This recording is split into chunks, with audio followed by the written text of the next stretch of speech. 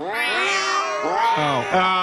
God. Oh, God. Oh, no. Oh, I'm sorry. I'm sorry. Ew. Oh, no. Oh, no, you're cute. You're cute. I don't want to pet you, though. All right. What are you gonna do? What are you gonna do? What are you gonna do? Oh, no, okay. No, this spray is not for me.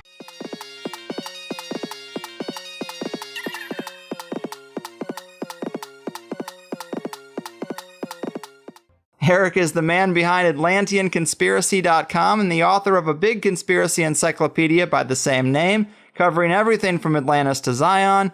He's also more recently finished a book and documentary pair, both entitled The Flat Earth Conspiracy, a guy that has definitely challenged my worldview, and that's not an easy thing these days, so let's dive into it. Eric, my man, welcome to THC.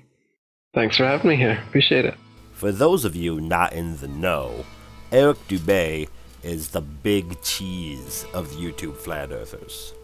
He's pushing 64,000 subs and pumps out pseudoscience documentaries like the Gona style. I chose this interview to tackle his work because a lot of what he says is very repetitive. His videos repeat the same bullet points each and every time. These points are then regurgitated down the YouTube line by smaller channels. Lucky for us, this particular interview is rather concise, so most of the big topics are hit in a rather short time frame. So happy to have you here, man, and I think a lot of people are going to be challenged with this one. Go on the internet and tell lies? And it is going to be tough to articulate some of these arguments without pictures and diagrams, but what I've seen has raised some serious red flags with a lot of things that we take as a given, everything from the existence of nuclear weapons in the International Space Station to the makeup of the Earth and the entire universe itself. So let's not beat around the bush, man. To challenge the heliocentric model of the solar system is pretty blasphemous in today's world. So how do we start to unravel some of this stuff? What are some of the biggest red flags with our traditional understanding that should start putting those first cracks in the listener's preconceived notions? Gotta admit, I am liking this host. Let's cut the shit and dive right in. What is the best argument for a flat Earth? What do we know now that would convince the ancient Greeks that they were wrong? Sure. Well, just our common sense, everyday perception of the Earth, it is flat as far as we can tell. It is motionless as far as we can tell. And everything in the sky is revolving around us as far as we can tell. Oh shit, common sense? You mean the critically and commercially successful Chicago rapper from the mid-90s? He was the key to the flat Earth all along? If nobody told us otherwise, we'd logically assume that the Earth was flat, motionless, with everything in the sky revolving around us. And you can prove that this is the case as well, for instance, with the horizon. As you rise up, no matter how high you go on the top of Mount Everest, or if you go in a balloon higher and higher, as far as 20 miles up and higher, we've gotten independent balloons have gone up with cameras. The horizon remains flat all the way around and rises to the eye of the camera all the way up. Now, if the Earth were a ball, no matter how big, the horizon is said to be the curvature of the ball.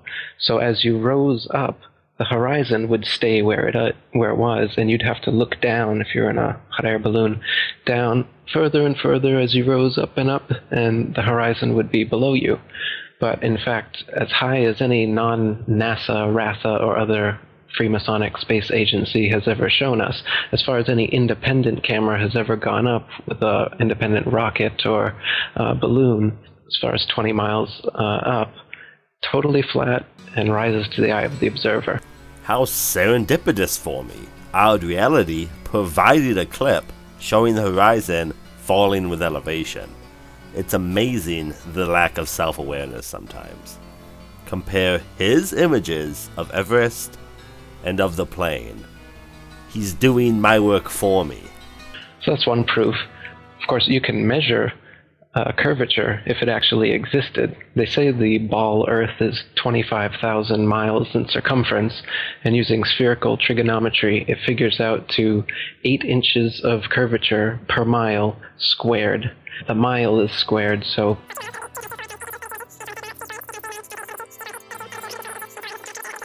specifically on a ball 25,000 miles in circumference, as they say it is. So you can check with theodolites and telescopes and different methods, lasers, to see if the Earth actually does have that curvature. And it's been tested over and over again and found to have no curvature whatsoever. So I mean, even if they had the number wrong and it was 100,000 miles in circumference, there would still be a calculable, measurable curvature that just isn't there. What you're seeing here is a mirage. The laser proof Frickin' laser beams attached to their heads. Eric is referring to is most likely the Lake Balaton laser experiment that took place in Hungary. Hi, buddy. How does the Earth look like? Earth is flat. Earth is flat, flat, flat. Yeah, I'm sure it is. To say this experiment was rough is to be very kind to it. Reached this point, which was about 3 kilometers away, they kinda lost the beam and suddenly another boat passed by and it appeared on it. Feel free to read the link provided below if you care to learn more, or call me a shill and a Jew, whatever floats your boat. The telescope flat earth proof he is referring to is probably someone looking at something through a telescope off in the distance that they don't think they should be able to see. These videos are a dime a dozen on YouTube, and they all have really fucking cheesy music.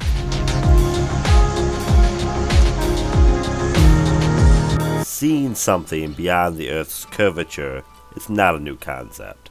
Surveyors deal with this problem every day in their work, and they have the math to account for it. As to non-NASA photo evidence of a round Earth, again, a simple Google search will produce plenty of father and son built weather balloons showing the Earth's curvature. Isn't it funny how the Greeks didn't need lasers or weather balloons or DSLR cameras with high-powered telescopes to come to the conclusion that the Earth was round? They just measured shadows. Directly overhead, casting no shadow. But on the same day, when he observed the sun at its apex in Alexandria, there was indeed a shadow. The only place curvature exists is in NASA photos and videos, and those can be proven to be CGI fakes, and the early ones were literally taken through a round window to make the Earth appear round. An old reel received by mistake. It contains the raw or unedited footage of the crew of Apollo 11, Michael Collins, Edwin Aldrin Jr., and Neil Armstrong, staging part of their mission for nearly an hour in living color, with exceptionally clear behind-the-scenes audio of conversations discussing the techniques used to achieve a disingenuous picture depicting the Earth at a distance, in order to falsely demonstrate their far journey from it and their ability to survive passing through the Van Allen radiation belts. It cannot be misconstrued that this staging was done for some other reason prior to the mission, for the reel itself is slated and dated July 18th, 19th, and 20th, 1969, the very days of the mission when they were said to be approaching and achieving lunar orbit. So I found the video clip Odd Reality inserts here. It appears to be from some documentary, but I can't figure out from where.